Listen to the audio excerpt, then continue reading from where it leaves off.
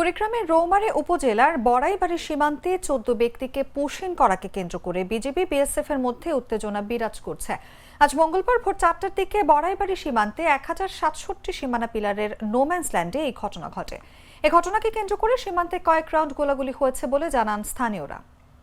কুড়িগ্রামের রৌমারী উপজেলার বড়াইবাড়ি সীমান্তে ১৪ ব্যক্তিকে পুশ ইন করাকে কেন্দ্র করে বিজিবি বিএসএফ এর মধ্যে উত্তেজনা বিরাজ করছে। মঙ্গলবার ভোর ৪টার দিকে বড়াইবাড়ি সীমান্তে ১০৬৭ সীমানা পিলারের নোম্যান্স ল্যান্ডে এই ঘটনা ঘটে। এই ঘটনাকে কেন্দ্র করে সীমান্তে কয়েক রাউন্ড গোলাগুলি হয়েছে বলে জানান স্থানীয়রা। তবে বিজিবি বিষয়টি অস্বীকার করেছে। বর্তমানে পুশ ইন ঠেকাতে এলাকাবাসীর সহায়তায় বড়াইবাড়ি বিজিবি ক্যাম্পের সদস্যরা কঠোর অবস্থানে রয়েছেন বলে জানা গেছে।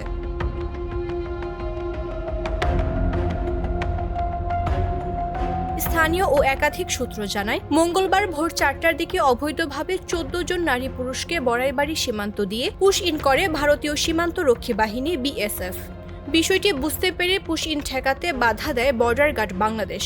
এ নিয়ে বিজিবি ও বিএসএফ এর মধ্যে উত্তেজনা সৃষ্টি হয়। পরে বিজিবির পক্ষ থেকে পতাকা বৈঠকের আহ্বান জানানো হলেও বিএসএফ এর পক্ষ থেকে কোনো সাড়া মেলেনি বলে জানা গেছে।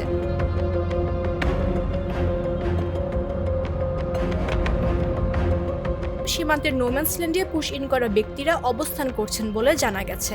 এদের মধ্যে ৯ জন পুরুষ ও ৫ জন নারী। তারা সবাই ভারতের বান্দরবন জেলার বাসিন্দা বলে প্রাথমিকভাবে স্থানীয় সূত্রে জানা গেছে।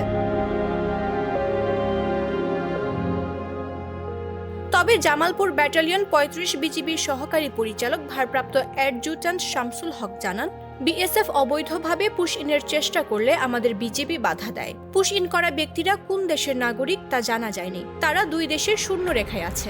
ঘটনাস্থলে ঊর্ধ্বতন কর্তৃপক্ষ গেছে, কিন্তু কোনো গোলাগুলির ঘটনা ঘটেনি।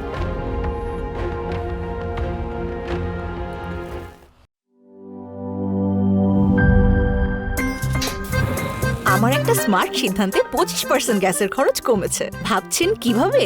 সাধারণ গ্যাস স্টোভ বদলে আমি এনেছি আরএফএল গ্যাস স্টোভ। এর সাইন্টিফিক নজল ও ব্রাস বার্নার ক্যাপ সমানভাবে তাপ ছড়িয়ে রান্না করে দ্রুত। তাই গ্যাসও বাঁচায় ২৫%, টাকাও বাঁচে ২৫%। আরএফএল গ্যাস স্টোভ নিরাপদ ও গ্যাস সাশ্রয়ী।